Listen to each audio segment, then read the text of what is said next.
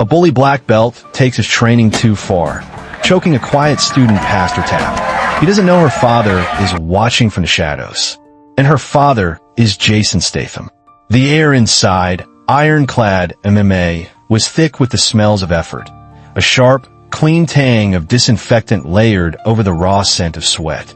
It wasn't a traditional dojo. There were no calligraphy scrolls on the walls. Instead, chain-link fence enclosed a full-sized octagon, and the exposed brick walls were plastered with faded posters of legendary fighters, their faces frozen in moments of triumph or grit.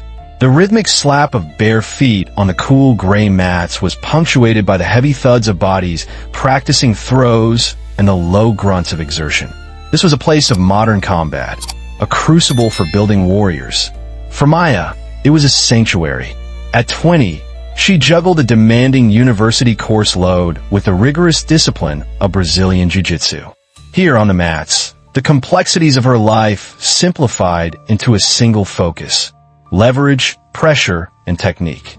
She wasn't the strongest or fastest student, but her dedication was unmatched. She moved with a quiet efficiency, her mind always working, analyzing, learning. Despite being the daughter of a man whose name was synonymous with action, Maya never mentioned it. She wanted to earn her blue belt on her own terms, not as Jason Statham's daughter, but as a skilled practitioner in her own right. Most of her training partners just knew her as Maya, the focused girl who was surprisingly hard to submit. The afternoon session was progressing smoothly under the watchful eye of the head coach, a former pro fighter named Renzo.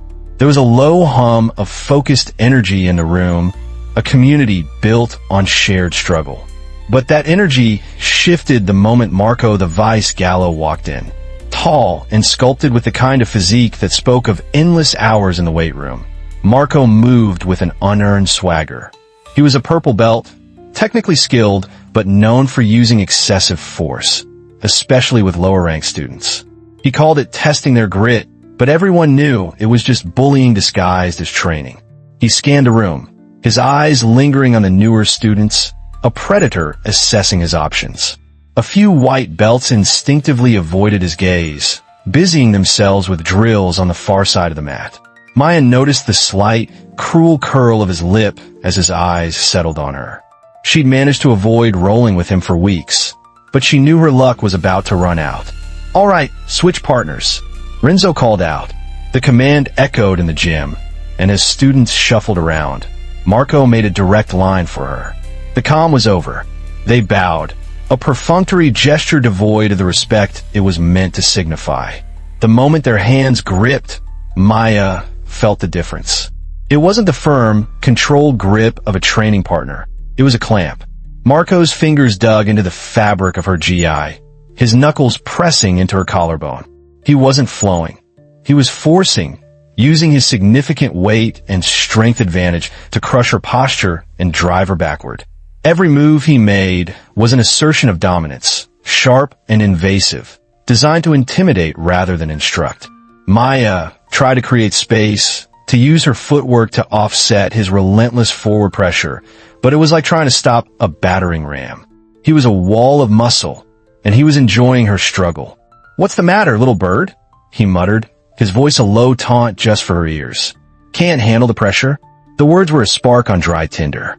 Tightening her core, Maya used his momentum against him, attempting a hip throw. For a split second, she felt his weight shift, but he recovered instantly, his strength overpowering her technique. In the next moment, his arms snaked around her neck. It was a rear naked choke applied with brutal speed. Maya knew the technique, knew the defense, but he had locked it in deep before she could react. The pressure was immediate and suffocating. Her airway was cut off. Following protocol, she tapped once, twice, 3 times, a clear, urgent signal on his bicep. It was the universal sign of surrender in martial arts, a sacred trust between training partners. Marco ignored it. His smirk widened as he felt her tap. Instead of releasing, he squeezed harder. A wave of pure panic crashed over Maya. This wasn't training anymore. This was an assault. Her lungs burned, desperate for air. She clawed at his forearm, her fingers finding no purchase against his thick, sweaty skin. The sounds of the gym began to fade, replaced by the frantic pounding of her own pulse in her ears. Black spots bloomed at the edges of her vision. She could feel her consciousness slipping, the world narrowing to the crushing pressure around her neck. Through the hazy blur, she saw Renzo across the room, demonstrating a technique to another pair, completely unaware. No one was coming to help. Just as a profound darkness began to envelop her, she heard a sound that cut through the fog. The low, metallic creak of the heavy gym door being pushed open. The figure that stepped inside didn't move with urgency, but with a palpable weight that seemed to draw the light and sound in the room towards him. He was 60, but he carried himself with the coiled stillness of a panther. Dressed in a simple black t-shirt and dark jeans under a tailored wool coat, Jason Statham took in the entire scene in less than a second. He had planned to watch his daughter's session from the sidelines, a quiet show of support. But his eyes immediately found her, caught in a chokehold, her body going limp, and the arrogant smirk on the face of the man holding her. The quiet observer vanished, replaced by something far more dangerous. His gaze hardened, a cold, flinty focus that could strip paint from a wall. He crossed the floor, his steps deliberate and silent on the concrete before he reached the mats. A few students nearby noticed him, their eyes widening in recognition, but they stayed silent, sensing the shift in the atmosphere. "Let her go," Statham said. His voice was low, almost conversational, yet it cut through the gym's ambient noise with the chilling finality of Blade. Marco, annoyed at the interruption, glanced over his shoulder. "Relax, old man. We're just rolling," he scoffed, his tone dripping with dismissive arrogance. He still hadn't released the choke. Statham's eyes didn't waver. They didn't even blink. "I said, let her go." The calm in his voice was more menacing than any shout could ever be. A flicker of uncertainty crossed Marco's face. He finally loosened his grip, and Maya slumped forward, gasping, clutching her throat as air flooded her starved lungs. Statham's focus remained locked on Marco. "Step away from her," he commanded. Marco, mistaking restraint for weakness, puffed out his chest. "You got a problem? This is a tough gym. If she can't handle the heat, she should stay out of the kitchen." Statham took a slow step closer, his presence seeming to suck the very air from between them. "Holding a choke after a tap isn't heat," he said, his voice dropping even lower.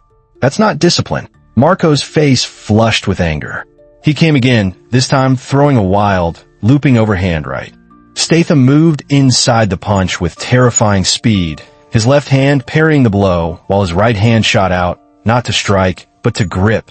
His fingers wrapped around Marco's throat, just for a second, a stark reminder of the initial assault on his daughter. He used the grip to steer Marco off balance, spinning him around and taking his back in a single, seamless motion. Before Marco could even process what had happened, Statham had an arm locked under his chin. It was the same rear-naked choke, but applied with a surgeon's precision.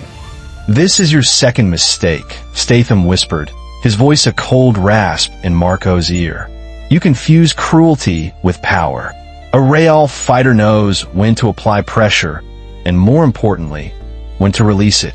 He held the choke for a single, terrifying second, just long enough for Marco to feel the same suffocating panic he had inflicted on Maya, and then released him, shoving him forward.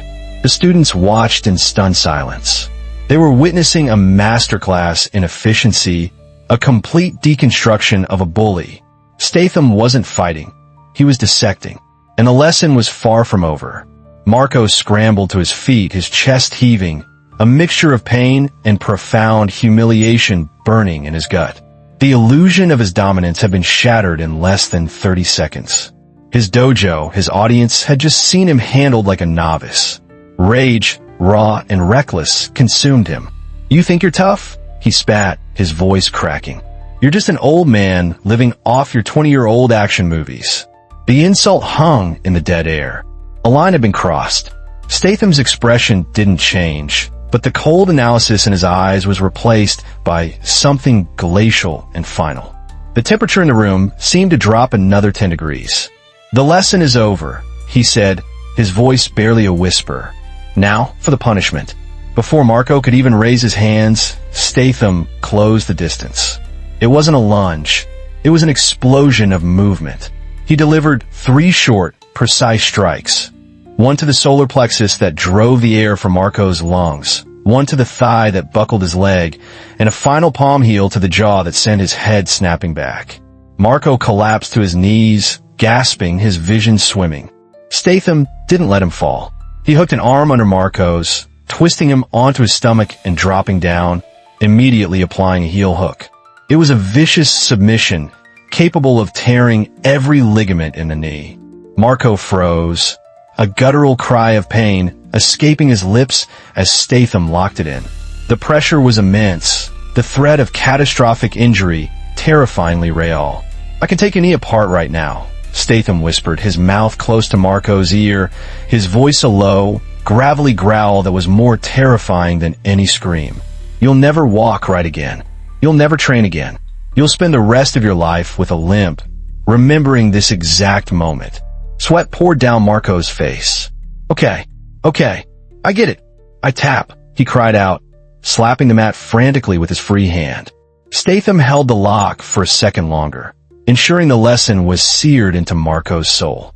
"You put my daughter in danger for your own sick pleasure," he continued, his voice laced with venom. "You thought that made you a man, but you're nothing." He released the hold abruptly. Marco cradled his leg, whimpering. Statham rose to his feet with a fluid grace and yanked Marco up by the collar of his GI, forcing him to stand. "If I ever hear from anyone that you've hurt another student in any gym, anywhere in the world," he snarled, his face inches from Marco's, "I won't teach you a lesson. I will find you, and I will end your career." He shoved Marco away and turned to the silent, wide-eyed students. His voice, though no longer a whisper, carried the same chilling authority. "This is not a game," he said, his gaze sweeping across every face. "There's a line. You respect the person you train with. You respect their trust. You respect the tap." He let the words sink in, a final, undeniable commandment. "Or I'll make you respect me." Without another word, Statham walked to the edge of the mat, picked up his neatly folded coat, and draped it over his arm. The circle of students parted for him like the sea, a mixture of awe and fear on their faces. Maya met him at the door, her chin held high. The earlier fear was gone, replaced by a quiet strength. "Thanks, Dad," she said softly. Statham's intense expression softened for the first time, just for her. He placed a hand on her shoulder. "You handled it," he said, his voice returning to its normal, gruff warmth. "I just took out the trash." They left the gym, the heavy door closing behind them with a decisive thud. The silence they left in their wake was absolute. Marco remained on the mat, a pathetic figure clutching his leg, utterly broken. The other students slowly, quietly began to pack their gear, pointedly avoiding looking at him. Renzo, the instructor, walked to the center of the room, his face grim. "Class is dismissed," he said, his voice heavy with the weight of what he had allowed to happen in his gym. Outside, the evening air was cool. As they got into the car, the silence between father and daughter was comfortable, filled with an unspoken understanding. As Statham pulled out of the parking lot, Maya glanced back at the gym. She could see Marco through the large front window, still standing alone in the empty room. He was a shadow, stripped of his power. The story of what happened at Ironclad MMA that day spread through the local martial arts community like wildfire. Marco Gallo was never seen at that gym or any other in the city again. The incident became a modern legend, a stark reminder that true strength isn't about dominance or inflicting pain. It's about control, discipline, and protecting others. It's about understanding that the tap is not a sign of weakness, but a bond of trust that, once broken, can have devastating consequences. Some lessons hurt the body, but the ones that truly matter are the ones that break the pride. In a world of combat sports, that's the kind of pain that can make you better, but only if you're willing to learn from it. What happened here changed everyone who witnessed it. We'd love to know where you're watching from, so share in the comments. And what do you think is the most important rule in any martial art? Comment respect below to let us know your thoughts. And if you want more stories like this, don't forget to like, subscribe, and share the video.